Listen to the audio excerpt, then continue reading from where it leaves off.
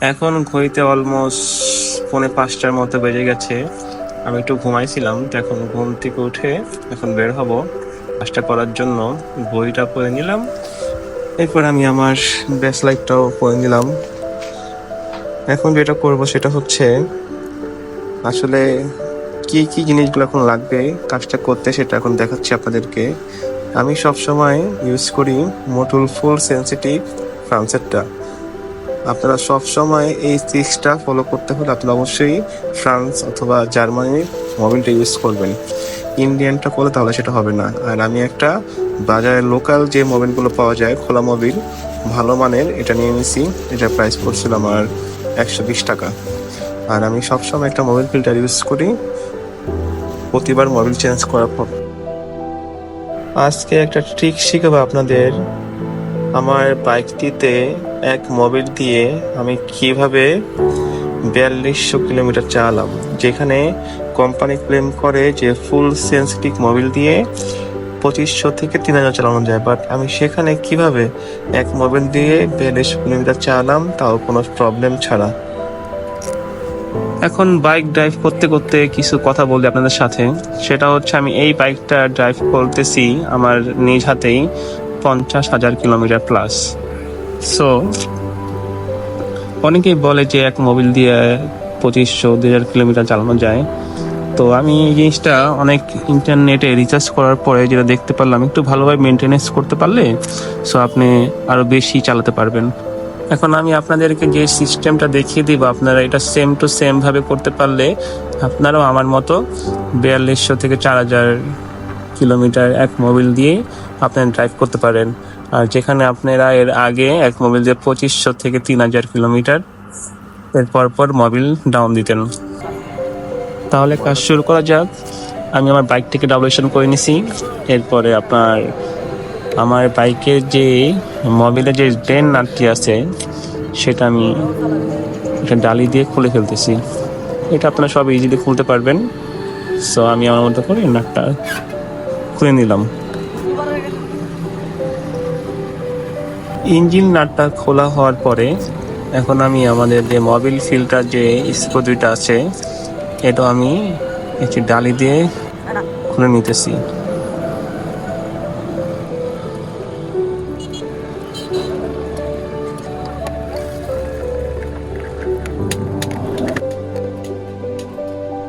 দেখতেই পাচ্ছেন মোবিল ফিল্টারে কি অবস্থা। অনেকে আছে আপনারা মোবিল চেঞ্জ করার পর মোবিল ফিল্টারটা চেঞ্জ করেন না, বাট আমি আপনাদেরকে বলবো আপনারা সবসময় ইঞ্জিন অয়েল চেঞ্জ করার পরে অবশ্যই মোবিল ফিল্টারটা চেঞ্জ করে নেবেন। এতে করে আপনাদের ইঞ্জিনটা ঠিক থাকবে, অনেক ভালোভাবে আপনার ইঞ্জিনের যে সঠিক পারফরমেন্সটা আছে সেটা আপনারা পাবেন। সো আপনারা সবসময় ইঞ্জিন অয়েল চেঞ্জ করলে অবশ্যই একটি মোবিল ফিল্টারটা চেঞ্জ করে নেবেন। এখন আমাদের সমস্ত পুরনো মোবিলগুলো ড্রেন হওয়ার পরে আমরা এখন মোবিল ফিল্টার লাগাবো না, যেহেতু এখন আমরা এটা ফ্লাশ করব। সেক্ষেত্রে এখন আমরা মোবিল ফিল্টারটা ইউজ করব না। জাস্ট মোবিলের যে মোবিল ফিল্টারের যে জায়গাটা সেটা আমরা স্ক্রু দিয়ে ভালো করে টাইট দিয়ে দিব, যাতে আমাদের এইখান দিয়ে মোবিলটা লিক না হয়। এখন আমরা ইঞ্জিনের যে ড্রেন নাটটা আছে, যেখান দিয়ে আমরা একটু আগে মোবিলটা ড্রেন করলাম, সেই নাটটা ভালো করে টাইট দিয়ে লাগিয়ে নিলাম। এখন আমরা যে মোবিলটি দিয়ে ফ্লাশ করব সেই মোবিলটি ইঞ্জিনে দিব। সো দেওয়ার আগে আমাদের এই জিনিসগুলো আমরা খুব ভালোভাবে পরিষ্কার করে নিব, যাতে কোনো ধুলাবালি আমাদের ইঞ্জিনের মধ্যে প্রবেশ না করতে পারে। এরপর আমি পুরো হাফ লিটারটা আমার ইঞ্জিনে ঢেলে দিব, যেহেতু আমার ইঞ্জিনটা 850 ml ধারণ ক্ষমতা সম্পূর্ণ। সেক্ষেত্রে আমি 500 ml দিয়ে এটা ওয়াশ করব।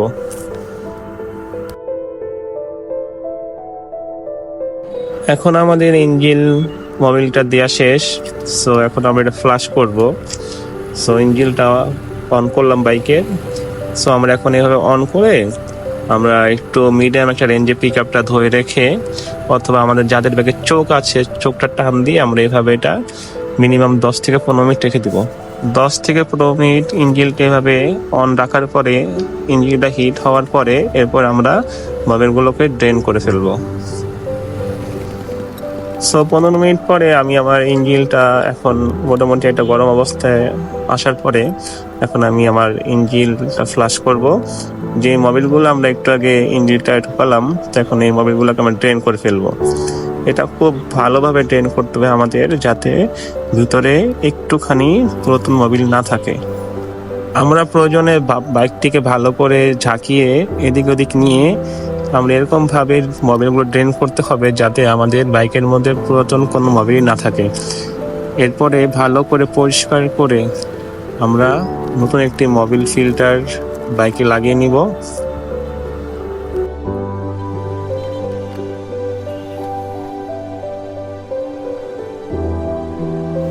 এখন আমরা ইঞ্জিনের যে ড্রেন নাটটি আছে সেটা আমরা ভালো করে টাইট দিয়ে নিব। আমাদের কাজ প্রায় শেষের দিকে।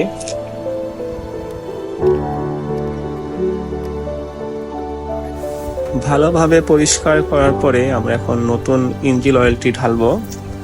সো এটা হচ্ছে মটুলের 1040 ফুল সেন্সিটিভ। এটা অরিজিনাল ফ্রান্সের মোবিল। এটা আমার থেকে দাম নিয়েছিল 1450 টাকার মতো।